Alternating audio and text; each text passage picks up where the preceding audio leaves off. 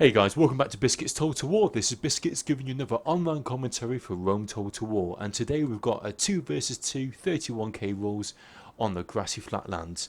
And I'm actually bringing the Brutii faction today, and I rarely tend to bring these guys when it comes to 31k, especially when I'm playing on this map, the grassy flatland, and especially playing underneath the midday weather. The reason being, I find that these guys almost get a bit camouflaged into the grass, so if you're kind of scrolling up, further up around here, I find it hard sometimes to make out these units. I find the contrast of the red, the purple, the blue easier, and these guys make it harder. Now, I don't know if that's going to be hard for me or hard for my opposition, but either way, I've gone for these guys as something slightly different. Now, the formation I've gone for is the old Biscuits Zulu bullhorn formation, and if you've been watching the videos for some time, you probably know this formation, but it consists of having your main army in the center here and then two little wing attacks. So I've got my right wing and my left wing, and what I'm going to try and do is isolate and surround certain areas. Then I've got 6 Praetorian Cav, so all in all that's 14 urbans and 6 Praetorian Cav. Nothing really new about that one. But let's have a look at FlankMe. Now, FlankMe is my ally. He's playing as the Romans, as the Julii, and he has brought 5 Praetorian Cav, 4 archers, and then the rest urbans. So he's got extra money because he's gone for these archers, and these archers are just gold attack. And I think some of them have got maybe actually 4 upgrades. So there could be an experience chevron on there. There could be a defense chevron, but I'm guessing that at least they're gold attack. And the reason why he's gone for that, he can use these units to try and lower their morale, try and shoot their cav as and when he can, but secondly he's going to be able to save a bit more extra cash and pump the extra money into his Praetorian cav, more than likely, and maybe 1 or 2 upgrades on his general, I'm guessing. So let's have a look at the enemy and see what they've brought. Now, they've gone for very much standard builds. They've both gone for the exact same build, which is 14 urbans and 6 Praetorian cav, so similar to myself. So what we've got here at the end of the day, our army, we've got slight disadvantage when it comes to cav numbers, and they've got the advantage when it comes to cav numbers, but we have got the extra archers, so we should be able to do a little bit of skirmishing and really trying to use the archers to full advantage. Now, let's see exactly what goes on. If you've been watching some of the other guys that do 31k videos, one of my subscribers, a guy called Hannibal Barker, he put up a video of the Brotherhood who apparently don't use archers.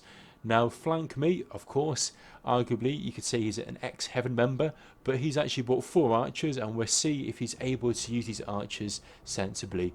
I'm sure he can, because FlankMe is a great player. Anyway, so you can see my army. What I've done, I've split them off into my 3 segments. I've got this little section here going off to this side. I've got my central body here, and then here my far attack here, this little wing is going to be coming around the side here. Now the Scipii player, I'm pretty sure, knows exactly what I'm trying to do here. So what he's going to do is going to spread his army out to make sure that I can't get the advantage when it comes to the Peeler duel. Let's have a little glance over here. Now, FlankMe's got his guys into formation. He's just going to hold the line here. He's going to chuck off lots of Peeler into the Scipii, into the Purple Romans. And whilst they're doing that, he's actually got his archers around the flank here. And he's going to be using these archers as and when in a second to try and pump some flaming arrows and some extra shots into these units. And maybe take out a few of these cav units as and when he can. One thing that Spider Pig has done, now I don't know if he did this by accident or he's done this deliberately. I'm probably thinking it's probably accident. Usually when you're setting up your general, you want to have your general furthest away back. The reason being, he's going to be protected by all of these troops in front of him, and secondly, once the general goes, that does have a big detrimental effect on the morale of your units. Now let's have a look at Spider Pig. His general is actually slap bang in the center. I reckon, and ideally, that general unit should be maybe here or here, one of these 2 units. Now I'm guessing he's done that by error, but we'll see exactly what happens later on in the match. So FlankMe's playing quite aggressively at the moment. He's pushed forward and he's going to try and get around these Testudo units. These Testudo units are there to act as a Peeler shield against these other units. But what's happened is, because he managed to push his units past these Peeler Testudo units, he can now peel off a couple of cav units here, and just charge straight into these testudo units, and they should be able to break them. I almost use the analogy sometimes of like a chestnut, and you're just basically breaking a nut, and there you go. So 2 of those units now routed. So at the end of the day, if we have a look at the the Senate, he did have 14 urbans, he's now down to 12 urbans. So things are looking pretty good for us at this stage. We've got the archers around the flank here. Now the enemy, what they haven't done, they haven't decided to try and push these archers back, and they're standing still. They've got their cav into loose formation to minimise the effect of the arrow shot. But what we should be able to do is, by getting these units around the flank, is actually going to slightly drop them around for some of these units in a moment. And the reason being, if you flank or if you get any units around the side, it has a bit of a negative effect on the enemy. And that's one thing that you'll see that which we're going to use to full advantage in this battlefield. In the meantime, Peeler Duel for myself and the blue Romans have been kicking off. We're chucking in Peeler here and there. Both of us got our units in testudo. We're playing quite defensively at this stage. I'm leaving these infantry units here, because what I want to try and do at some stage is to use these units to flank around the side. Because if I can get these guys around the back, I should be able to drop morale for the Scipii, and therefore make it easier for my infantry units to either hold the line or aggressively push forward. Now over here, what's going to happen now, we're going to initiate the cav strikes in the 31k battle. So in comes the Scipii, in comes Spider Pig. He's going to charge straight through. He's probably aimed for some of these far units, and he's coming. But as he's come in, unfortunately his charge hasn't been too successful, so now he's going to pull his units back out. And we've also got all of these archers shooting on the backs of these Praetorian cav units, but he's managed to pull back his Praetorian cav just in time, so he hasn't lost too many of them. But bear in mind, if you have a look at this, the the Senate, the purple Roman general, is actually right in the thick of it. Now if his unit was further back here when he deployed, his general would be safe, but he's going to be really vulnerable now against any cav strikes, and all of these cav strikes are going to go in backwards and forwards straight through the centre of these enemy lines. So in they come, and they've managed to rout a few of FlankMe's units. So 1, 2, 3 FlankMe's units are now gone. I'm going to come with a counter cav charge here, but I'm just slightly too slow here, and as I've come in, the Senate have managed to pull back out. So again, really poor cav strike on behalf of myself.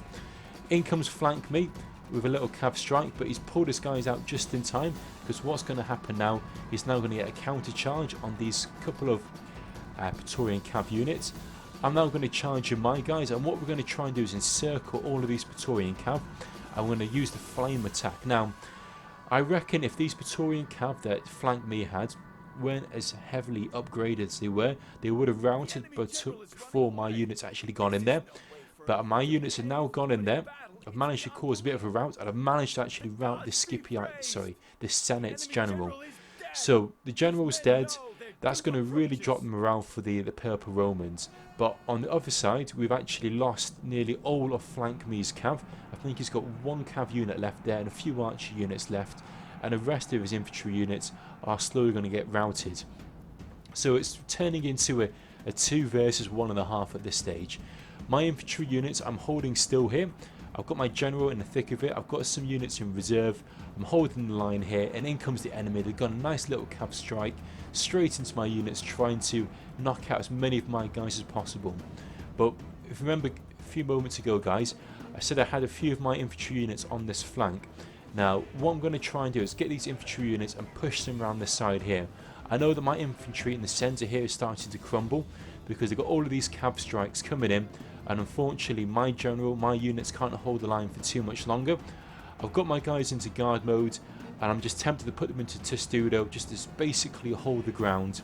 I'm going to come in with a nice cav charge here, going to try and strike the side of this Scipii, cause a little bit of a rout here, but hasn't really done too much damage.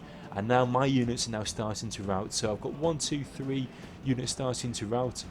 Again, looking at FlankMe's unit, he doesn't have too many infantry units left. He's got a few archers left, and that's about it.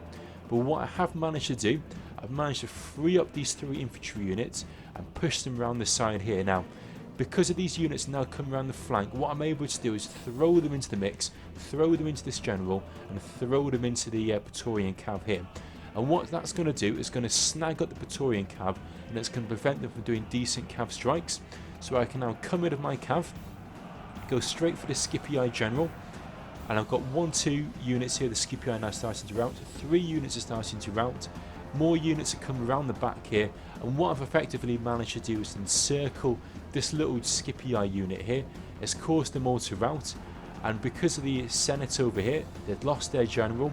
They did go in for a nice little cav strike straight into the Julii units, but the Julii were able to hold their ground because they still had their general right in the back there.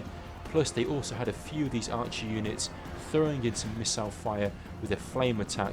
And now I'm going to come in with a nice little cav strike with some of my units here into the back of the Scipii, the Senate even, and there we go. The Senate pretty much knocked out. The only thing that the enemy have now got left are 1 or 2 infantry units over here. They're going to be heavily depleted. They're not going to be able to hold their ground for too much longer. In comes FlankMe with a nice little cav charge, and that routs that unit. So the only thing that's left now is just mopping up the enemy and finishing off the Scipii. So the Scipii, although they're winning on this side of the battlefield, what I'm going to do, I'm going to chuck in 1, 2, 3, 4, 5 of my infantry units, and because I've got overwhelming numbers, I'm able to circle them and flank them, and that's going to drop their morale. In comes the fire arrows with the archers, and that's going to finish off the Scipii. And the general, the cav's now all gone. There's just this 1 unit left. That unit's now gone. The opposition now have thrown in the towel there. They've given up, and it's a good game to them at the end of the day. It was a really, really close battle, to be honest.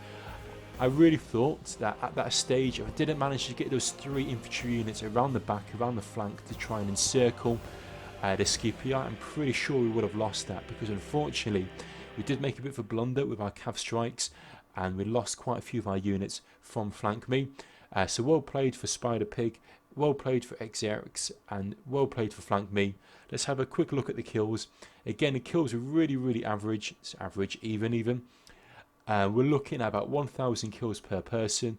I've got in about 1,500, so I've gotten slightly more kills, and I think basically that was down to those encircling movements, able to encircle, and once their morale had dropped, I made it 10 times easier for my units to go in for the kill and finish them off. But guys, I hope you enjoyed that little 2 versus 2 cheeky little 31k game.